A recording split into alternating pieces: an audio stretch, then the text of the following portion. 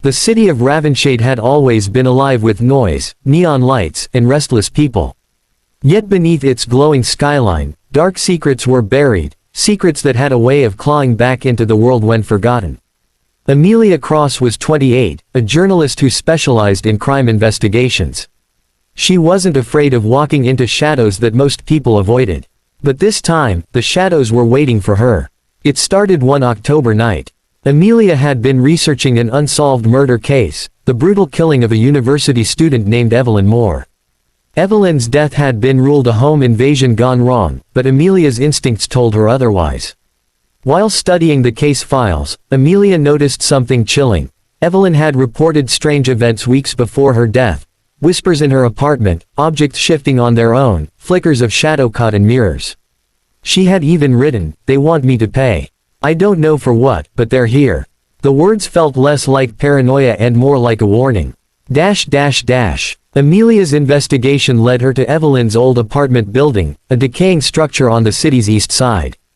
The halls smelled of mold and cheap disinfectant. As Amelia walked past peeling wallpaper and broken lights, she felt it, the heaviness in the air. She entered Evelyn's old unit. The door creaked open with a reluctant groan. Inside, everything looked abandoned, yet Amelia's skin prickled as if someone unseen stood behind her. She set her recorder on the dusty table and spoke aloud. "This is Amelia Cross, investigating the Evelyn Moore case. Current location, apartment 12B. Time, 10:47 p.m. At first, silence. Then, faintly through the recorder's mic, came a whisper. "Get out." Amelia froze. Her heart slammed in her chest, but she replayed the tape to confirm. The whisper was there, distorted but undeniable. She whispered back into the recorder, "Who are you?" The reply was chillingly clear this time. "She didn't deserve it. Neither will you. Amelia left the apartment shaken. That night, in her own home, the haunting followed. Her mirror fogged over though the air was cold, and when she wiped it clean, she swore she saw another woman's face, pale, bruised, lips moving silently. The nightmares began too. Each dream showed Evelyn, trapped in a dark corridor, reaching out, her eyes wide with terror. Behind her lurked something faceless, dragging chains. Amelia woke screaming at 3:03 a.m., the exact same time, every night. Her research uncovered a connection. Evelyn had been investigating an elite group of businessmen tied to illegal trafficking. Amelia suspected Evelyn was silenced before she could expose them. But it wasn't just men Amelia was up against. Something beyond death had latched onto the case. Something that whispered from shadows, hungered for revenge, and now had chosen Amelia as its vessel. The first attack came on a rainy evening. Amelia was driving home when her car radio flickered alive on its own. Static hissed, then Evelyn's broken voice came through. "They killed me. Don't let them win." The steering wheel jerked violently as if invisible hands gripped it. Amelia screamed, fighting for control until the car skidded to a stop inches from a tree. When she looked in the rearview mirror, Evelyn sat in the back seat, her dead eyes meeting Amelia's. Then, with a blink, she was gone. By now Amelia knew, this wasn't just reporting. This was war between the living and the dead. But as the hauntings grew more violent, Amelia also felt something shift inside her. Evelyn wasn't only warning her. She was binding herself to Amelia. Passing her rage, her thirst for vengeance. And when Amelia uncovered the names of the men responsible for Evelyn's death, the whispers in the dark grew louder, more urgent, more demanding. Amelia no longer slept. Each night, Evelyn's spirit visited her, dragging Amelia deeper into memories that weren't her own. She saw Evelyn's final hours, the men in dark suits, the suffocating hands, the screams that were silenced. Amelia woke trembling, her fingernails bloody from clawing her own palms. But with every vision, Evelyn's rage seeped into her. It was no longer just Evelyn's story. It was Amelia's mission. The first confrontation. Her first target was Marcus Hale, a wealthy real estate mogul whose name had appeared in Evelyn's hidden notes. Marcus lived in a glass mansion overlooking the city. Amelia arrived under cover of night, her camera slung over her shoulder, pretending to be just another reporter seeking an interview. But Evelyn had other plans.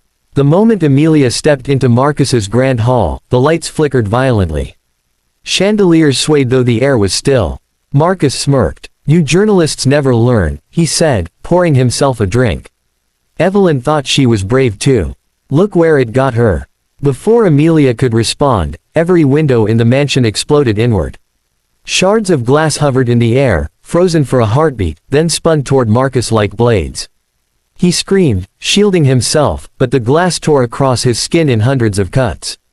Amelia dropped her camera. She hadn't moved a muscle. Evelyn's power was acting through her.